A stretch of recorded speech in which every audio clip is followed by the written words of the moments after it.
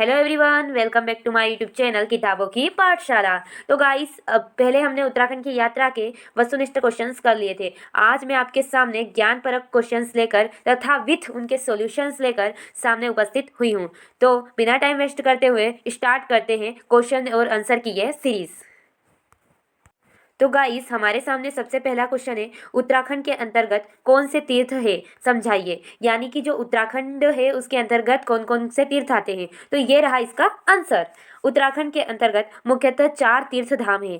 सबसे पहला गंगोत्री, दूसरा यमुनोत्री, तीसरा केदारनाथ और चौथा बद्रीनाथ। तो ये हमारे पहले क्वेश्चंस का आंसर हो जाता है। उसके बाद गाइस, हमारे सामने जो सेकेंड क्वेश्चन है, उत्तराखंड की यात्रा में शारीरिक कष्ट के विपरीत किस प्रकार का आनंद मिलता है और क्यों। तो सेकेंड क्वेश्चन का आंसर ये रहा आपके सामने।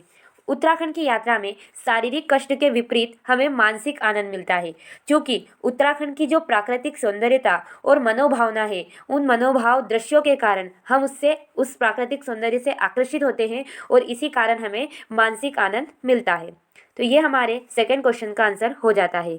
उसके बाद गाइस ने रचना के आधार पर वाक्यों के कितने प्रकार होते हैं समझाइए। तो ये रहा आपके सामने इसका उत्तर।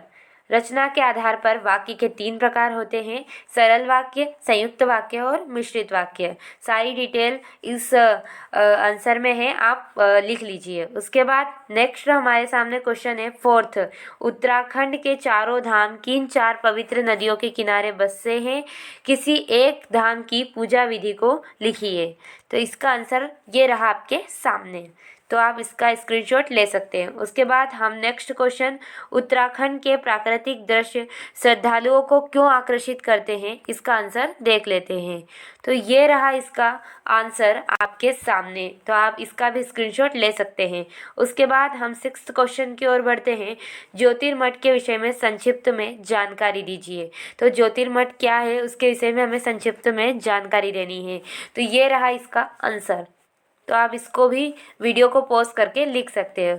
उसके बाद हमारे सामने है 6th क्वेश्चन, सह शिक्षा विषय पर निबंध लिखन के लिए रूपरेखा प्रस्तुत कीजिए।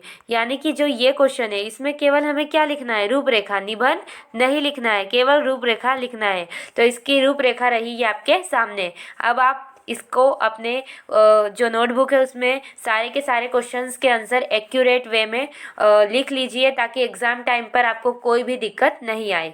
तो अगर आपको वीडियो अच्छा लगा हो तो प्लीज़ वीडियो को like, share and subscribe the channel. Thanks for watching this video.